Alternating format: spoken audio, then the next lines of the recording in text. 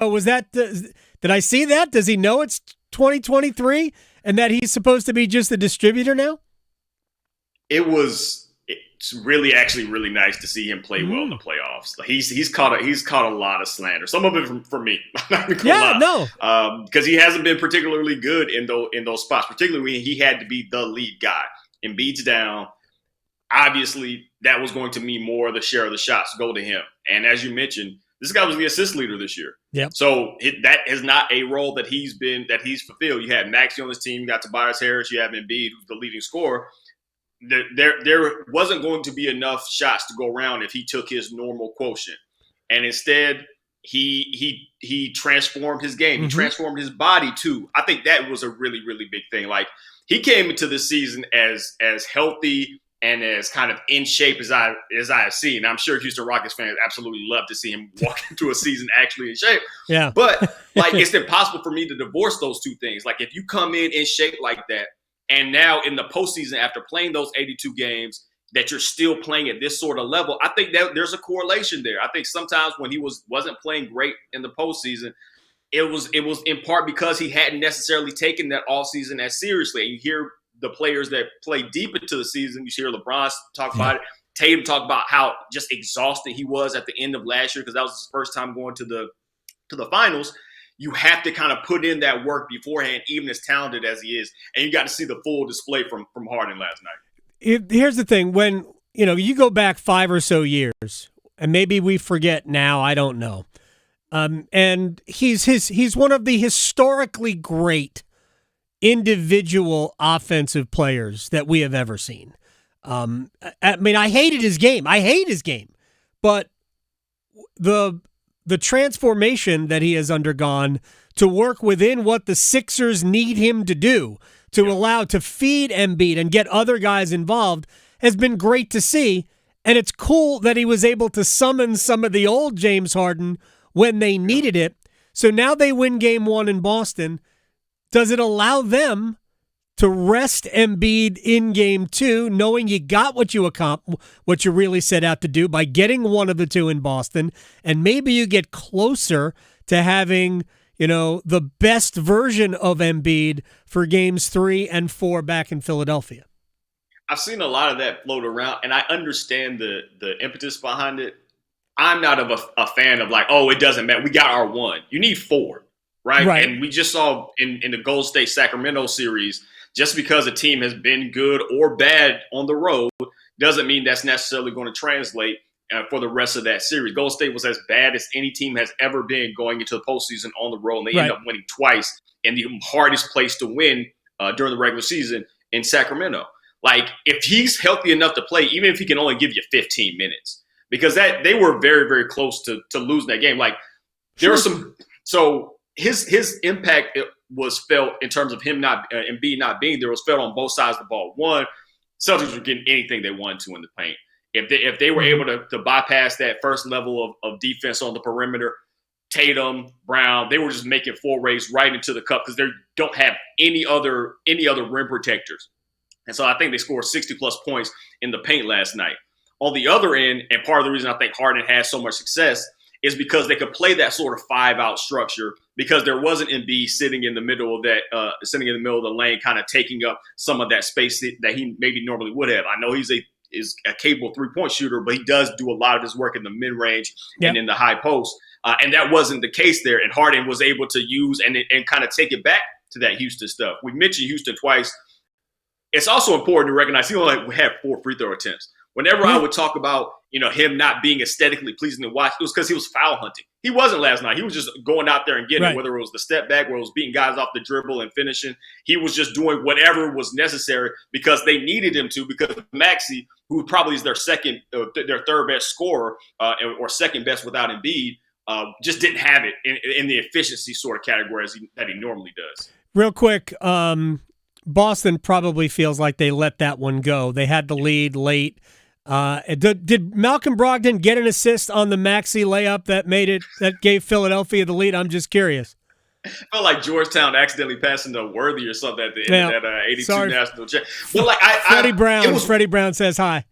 Yeah, exactly. But it was weird because I thought if there was going to be one of the teams that struggled late in terms of execution. I thought it'd be the team without the league's leading scorer. I didn't think it would be the fully healthy Boston Celtics. And there were some really bad possessions there late. And you mentioned the one, even if he doesn't pass it directly to Maxey, they're going to get a 24-second shot clock violation. They just, no one seemed to have any sort of idea what was going on. You don't expect that from a veteran team like that. I don't expect, especially against the Philly team. I could be wrong here. I don't see Philly as a lockdown defensive team. The numbers may say otherwise. It just don't, to me, that's not necessarily their identity. But we'll see what happens with Game 2 if Embiid is coming back. Let me talk about Game 2, and we're talking with Brenden Whitted, swarmandsting.com.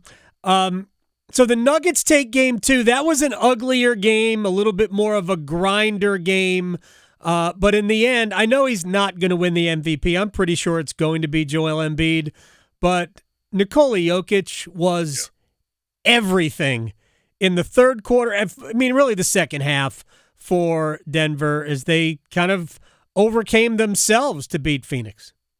Yeah, that was kind of an ugly game. Terrible. Yeah, it was awful. Those teams, that was not something that I expected. It felt like kind of one of those 90s NBA final sorts of games because it was neither team, I don't think either team broke 100. I have to double check if somebody did late. But no, 97-87. Yeah, that was it. And so, like, the first half, both teams were really struggling to score.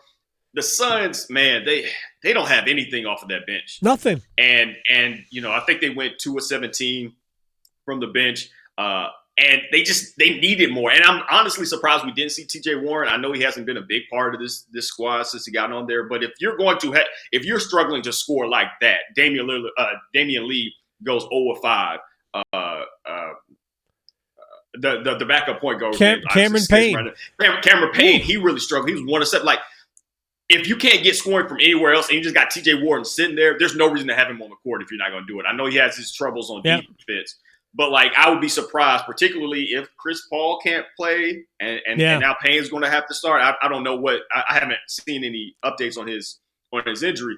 But, like, I would suspect – I don't know if they're going to give an over-under for him for next game, but I would hit the over because he's going to put at least a few shots up because they got to have something else because it can't just be Devin Booker kind of playing the way he's played, which has been phenomenal. They need more than that. They need KD, and they need to emphasize Ayton more because I think he's got to be utilized a little bit more than just if he's not open on the initial pass to a roll, they just don't look for him. Brenden Whitted is joining us here, swarmansthing.com. Here's the thing about the Suns. Charles Barkley said it and Inside the NBA the other day as I was watching it. And before the series, the Suns were a pretty big favorite to beat Denver in this series, in spite of the fact the Nuggets are the best record in the West and have home court advantage. And Barkley came on after game 1 and goes, I just do not see how the Suns can stay with Denver. Like, he was basically declaring the series over after the home team won game 1, and he said, I just don't know where the points are coming from. If it's not Booker and Durant, there are no points. And I think it's interesting that Chris Paul injured his own groin when he usually injures other people's groins. I just had to fit that in. I apologize to those people who don't like to hear that. But, I mean, is that fair? Because Denver's got a bunch of guys they can go to. Yeah, that felt like a low blow on Chris Paul. But sure did. There you go. No, you're 100% right. Like, they sacrificed some of their depth making that Kevin Durant trade. They did. So if you've got just a starting 5, like even under the best of circumstances, even if Payne had scored well, there's just not going to be much coming from that end. You're talking about Bismack Biyombo. You're just not Wainwright. You're not talking about a ton of offensive talent. Nope. And I think that's part of the reason I thought Ayton has to play a bigger role. You're asking too much of your perimeter players to always be incredibly efficient on top of the score, and that's really kind of their only way to go about this. What was interesting to me is how they were playing the pick and roll, depending on who the ball handler was, how Denver was playing it. They were in that drop coverage for CP, and then they were either doubling or just hedging out versus Book or KD when they did that. I thought that was a real mistake. I thought Chris Paul, the only thing that he has left is really that mid-range game. He's not finishing at the cup like that. Going into last night, he was averaging 1 free throw a game. He was shooting 29% from 3. really the only thing that he's going to give you is the mid-range, and that's what they were giving up. And for a while in that third quarter, that's what was sustaining their offense. Right. I'm surprised to hear that I hadn't checked that number before they played. I'm surprised to hear that the Suns were favored. I'm assuming that bettors are just doing a thing with big names, right? Because, if you look at it on the other side, Aaron Gordon is not a huge name. Yes, if you follow basketball, you know him. But once you get past Jokic, Jamal Murray has been injured and has come back this year, but is it again he's not Devin Booker, he's not Kevin Durant. These aren't the big time names like that. Even Michael Porter Jr., he's a guy that's been often injured. Only had 5 points last night and still outscored the Phoenix bench. They only scored 97, and Jokic had 39 of them. All right, final thing. Got a couple of minutes here. Thoughts on, two historically great. Mount Rushmore is 4, so I'm not trying to do this, but you're talking about two of the names. You say LeBron, you say Steph. You don't need anything else.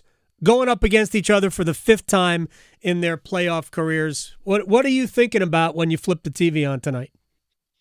One of the greatest rivalries this sport has ever seen. It's Magic and Bird. I don't know if Jordan has one guy that you would look at. Maybe Isaiah. I don't know, but the fact that we've gotten the pleasure to see these guys go head up to, I think, the two best players at their positions, point guard and small forward, that have ever played basketball, I'm really going to enjoy it. I hate rooting against Steph because he's, North Carolina. He is. Yep. I told you after Jimmy went for 56, I was like, the only guy I love to see get it going more, and we saw in that Sacramento game, is when Steph is just lights out, unstoppable. He was in Game 7, 50 points, most points ever scored. And then LeBron, man, LeBron hasn't had that game yet, and I think it's there somewhere. And they're going to need it this series if they're going to beat Golden State. But I think this goes 7. That's what I'm hoping for. All right, I like to be the analyst, but the fan is still in me. I want 7. I want Game 7. I want LeBron. I want Steph. I know they're not going to be matched up on one another that frequently, but I don't care. I want to see this. I want to see all of it. Yeah, I do too. Historically, it's going to be incredible theater. They obviously have tremendous respect for one another. Yeah. I like the Lake. I don't think this is a long series. I just really don't. I don't see where Golden State's getting offense from. Clay is way too inconsistent for me. It's 100% about Steph. I think the Lakers have been doing this really without LeBron being the offensive guy. And if something is triggered and LeBron's offense shows up, I think we could be talking about this in 5 games. But I don't see it going beyond 6. The player to watch is Looney. Looney outplaying Sabonis was something that I did not see coming. 11-21 in that Game 7, but he out rebounded the top rebounder in the league who had played at least 60 games. 320 rebound guys. 320 rebound games. He was amazing. He's amazing. Yeah. And the extra possessions, you can't give this team extra possessions. Yep. And I wonder if Golden State, they were times where they were just really loose with the ball, and I know we're kind of used to that with the Warriors. But when that pace drops, as it's going to in this Lakers series, I wonder if those turnovers drop too, and they get a little bit more efficient on offense. That's what I'm really looking for. Are they going to be able to take care of the ball, and what those rebounding numbers going to look like? As I play both sides of the fence here at the beginning of the playoffs, I picked the Warriors to win the West. But having seen both teams play right now, I think the Lakers are the better team. And you ultimately are going to be right, man. The Lakers are going to end up in the NBA Finals, Brenden. Swarm and Sting, there's a podcast. He writes for everything on the site right